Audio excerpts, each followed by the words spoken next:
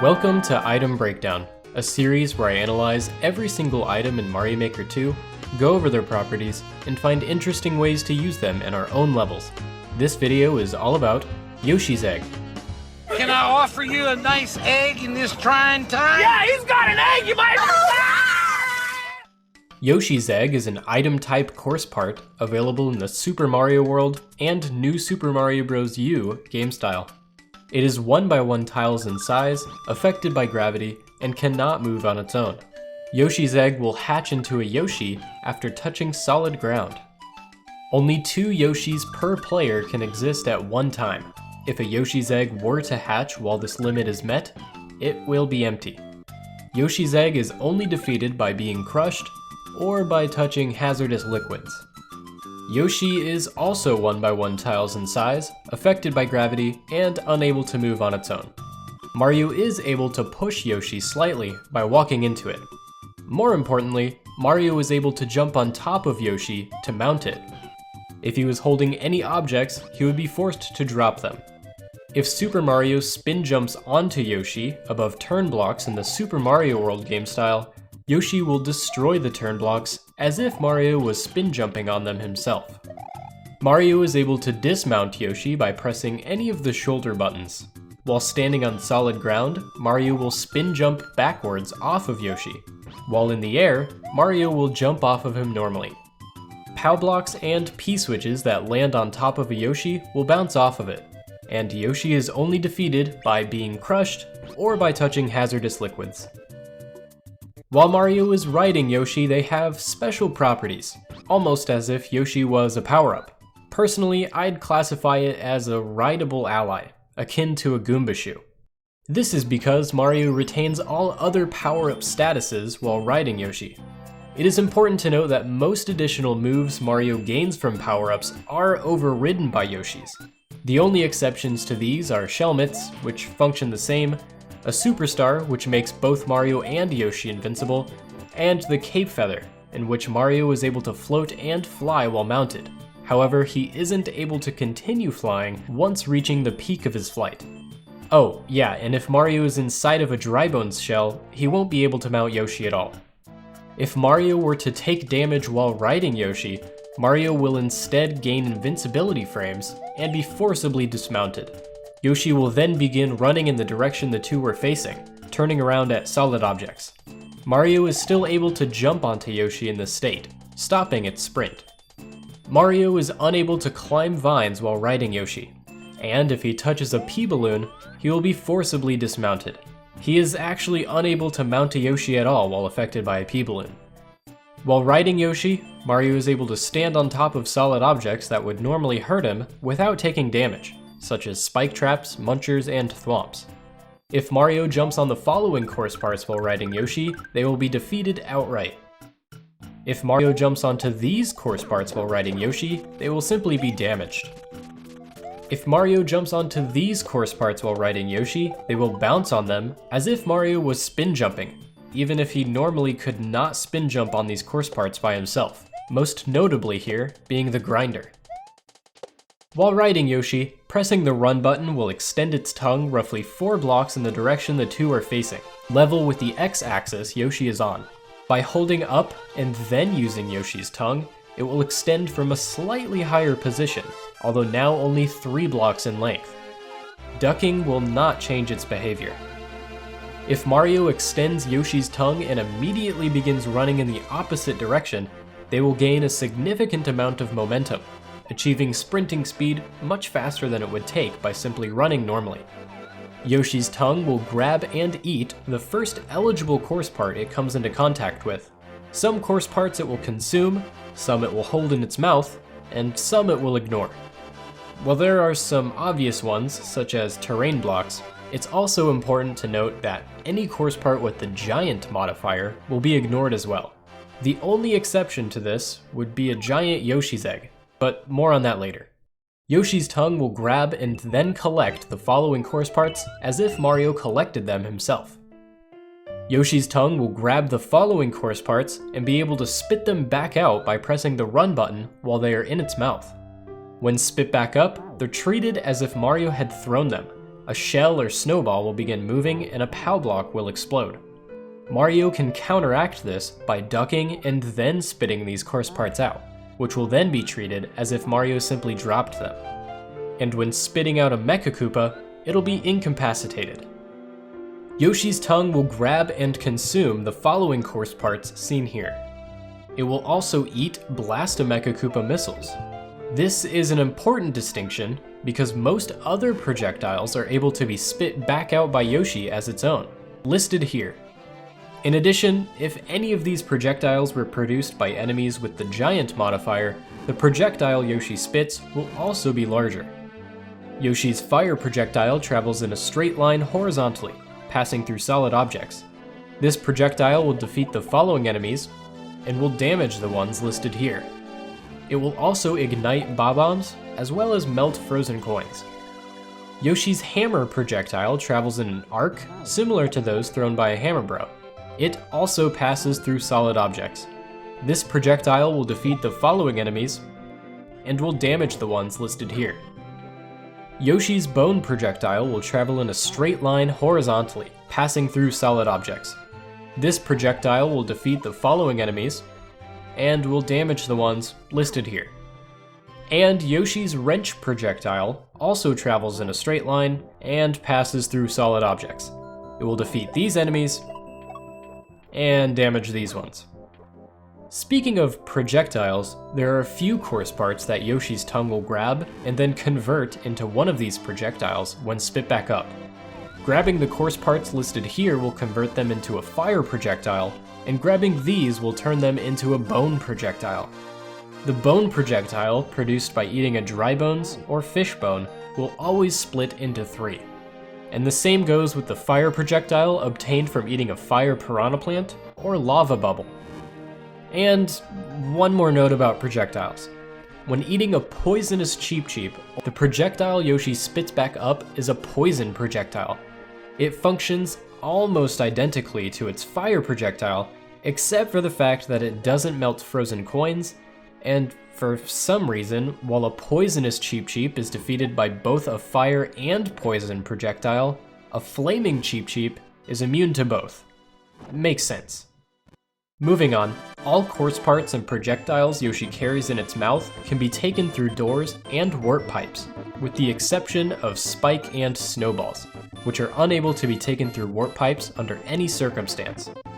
Yoshi and whatever it is holding in its mouth is considered globally loaded, meaning no matter how far away Mario travels from an existing Yoshi, it won't despawn unless the room reloads. Objects in Yoshi's mouth contribute to its weight while on a seesaw. And Yoshi's tongue can interact with eligible course parts even if they are on a track, grabbed by a swinging claw, in a vehicle, or part of an enemy stack. If Yoshi's tongue grabs an enemy that's part of an enemy stack, even if it's in the middle, the stack will stay intact. Yoshi's egg and Yoshi function slightly differently in the new Super Mario Bros. U game style. When hatched from a Yoshi's egg, Yoshi will jump up 2 tiles. Yoshi's tongue is no longer able to travel through solid objects or terrain. However, it is now 5 blocks long instead of 4. Yoshi's tongue also now has a standing hitbox by default and will move slightly downwards when crouching, opposite to Super Mario World. It is also ever so slightly longer when ducking, although this difference isn't as apparent. While riding Yoshi, if Mario holds the jump button while in air, Yoshi will perform a flutter jump, hovering down about a block before reaching an extra 2 blocks worth of height. Mario is unable to wall jump while riding Yoshi, but is able to ground pound, and doing so will destroy brick blocks as if he were Super Mario. And when dismounting Yoshi while on the ground, instead of spin jumping, Mario will now do a categorically sick backflip. Yoshi's egg has 1 variant and 2 modifications. Its variant is a giant Yoshi's egg, which turns its color red, as well as being 2x2 tiles in size. A giant Yoshi's egg hatches into a Fire Yoshi. Despite the larger egg size, Fire Yoshi is the same size as regular Yoshi. In fact, Fire Yoshi's behavior and properties are identical to Yoshi's, except for one key distinction. Instead of extending its tongue when pressing the run button, it now shoots a fire projectile. And if Fire Mario is riding Fire Yoshi, it will split into 3. Lucky for us, this fire projectile is completely identical to the one mentioned earlier. Yoshi's Egg's 2 modifications are winged and parachuting. A winged Yoshi's Egg travels horizontally across the screen. It will not hatch until its wings are knocked off and it lands on a solid object, which can be achieved simply by Mario coming into contact with it. A parachuting Yoshi's Egg descends slowly toward the bottom of the screen, only hatching once landing on a solid object. Just like one with wings, if Mario touches one with a parachute, he will knock it off. Yoshi's Egg is able to be placed in container blocks, pipes, and bill blasters. When released from a container block, it will jump up 1 tile. A pipe and bill blaster with a Yoshi's Egg placed inside will continue to produce eggs until the 2 Yoshis per player limit is reached. Yoshi's Egg can be given to a Lakitu. A Lakitu will only throw 2 Yoshi's Eggs per player before flying away, even if none of the Yoshi's Eggs hatched. Yoshi's Egg can be placed in a Koopa Clown Car, and both Yoshi's Egg and Yoshi can pilot one. Both entities will pilot the vehicle towards Mario, and Yoshi's Egg will be knocked out if it comes into direct contact. Yoshi's Egg can be placed in a Lakitu's cloud, piloting the vehicle on a horizontal plane, and also knocked out if touched by Mario. Yoshi by itself cannot occupy one, but Mario riding Yoshi can pilot a Lakitu's cloud as normal. Yoshi's Egg can be placed in, as well as grabbed by, a swinging claw. Yoshi, however, is unable to be grabbed. Yoshi's Egg can be placed on a track. While it will not hatch this way, it is able to be knocked off if Mario touches it. Yoshi's Egg is able to be given a key. When it hatches, it will produce the key in place of Yoshi. Despite normally needing to touch solid ground before hatching, Yoshi's Egg will hatch without this requirement when inside of a Twister's Airstream. Yoshi's Egg and Yoshi are affected by conveyor belts, and are able to bounce off of trampolines and note blocks. Something interesting here is that while a Yoshi's Egg bounces up about 4.5 tiles high, Yoshi only bounces up 2.5 tiles. And to make things even weirder, a running Yoshi will bounce almost exactly 3 tiles high. Good game. Good game. Yoshi's Egg on a music block will produce the sound of a cowbell. And Yoshi on a music block will produce the sound of an oboe. Yoshi's Egg and Yoshi travel slower through water and are defeated instantly upon contact with lava or poison. Yoshi's Egg and Yoshi are affected by low gravity in the night airship and sky themes. Yoshi's Egg and Yoshi emit a decent amount of light from their center in the night ghost house and underwater themes. When riding Yoshi, the radius of the circle of light around Mario is increased substantially. Projectiles spit by Yoshi will also emit light. Finally, Yoshi's Egg is part of a status clear condition, requiring the player to reach the goal while riding Yoshi, and both Yoshi and Fire Yoshi count towards this clear condition. So, now that we know how it works, how do we work with it? That was certainly a lot to take in, wasn't it?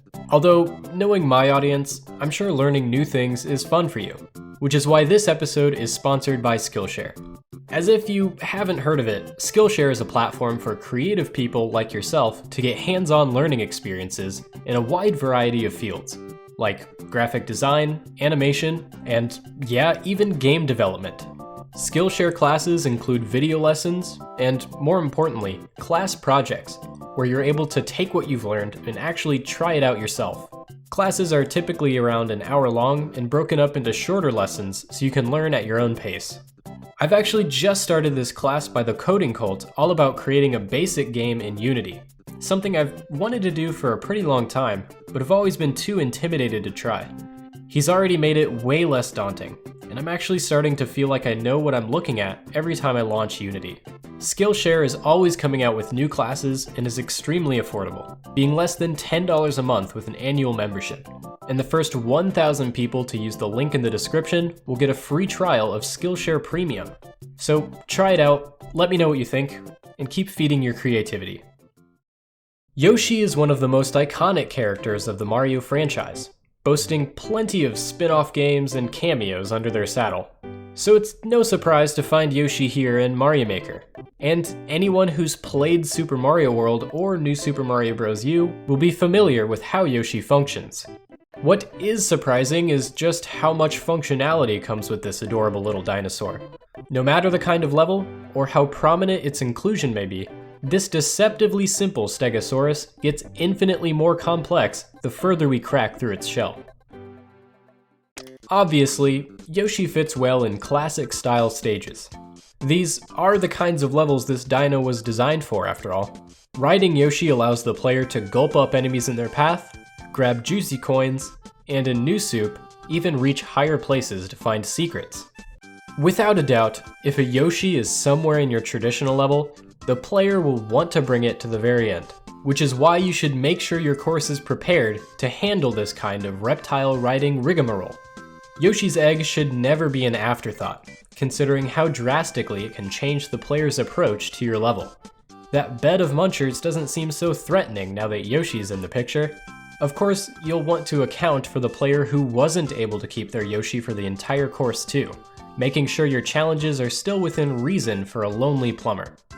Consider adding secret pathways or optional collectibles to entice your Yoshi riding players in a risk for reward scenario.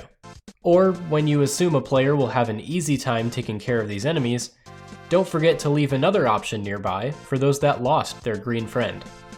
It should also go without saying that Yoshi's egg is best used sparingly, hidden away or only given out once or twice per level. Also, small tip, remember the fact that Yoshi doesn't just disappear when the player takes damage, instead starting to sprint full speed ahead. You could either add gaps in the ground for Yoshi to fall in once the player takes damage, forcing them to think strategically, or create small safe zones where there won't be any heartbreak. I think a traditional level can take advantage of both of these, avoiding pits early on and then making it increasingly more dangerous later down the line. For the paleontologists out there, plenty of puzzles are possible with this fossil, and in true dinosaur bone fashion, it could either be the centerpiece or part of a larger story. Yoshi is exceptionally well at manipulating the objects provided in a course, from springs, spike balls, and even to other Yoshi eggs. Head-scratching scenarios can be built around where to place these objects, or how to even get them in the first place. Just be careful not to underestimate the power of its tongue, as it can reach some interesting places. Yoshi has always been a favorite among Kaizo creators, as the unique behavior and moveset it provides opens up a wide variety of setups.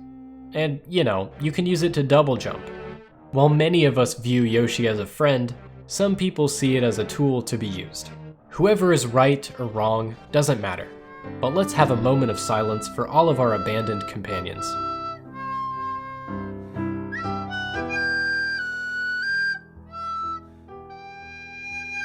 Any emotions for pixels on a screen aside, there's no arguing that it isn't useful. From double jumps to eat-em-ups, Yoshi can be an integral part of any Kaizo course. Saw jumps are something fairly unique to this dino, giving a decent amount of momentum in the opposite direction it bounces on. Just be sure to make it obvious where the player is going, as bonking their head on them is still lethal. Red Yoshi can also be utilized pretty well here. Instead of grabbing and eating enemies, there can be key moments where Yoshi must spit fire in order to light the fuse of bob-ombs. A tip for designing Kaizo levels featuring Yoshi, however, would be to remember that those spike traps aren't going to be the deterrent they usually are. Instead, creators utilize boos stacked atop munchers, as Yoshi's boots aren't resistant to these specters. And that's just the embryo of this prehistoric partner. If you're looking for more inspiration, check out another one of these item breakdowns. A huge thank you to my patrons and YouTube members and Skillshare for making this series possible, and I'll see you in the next one.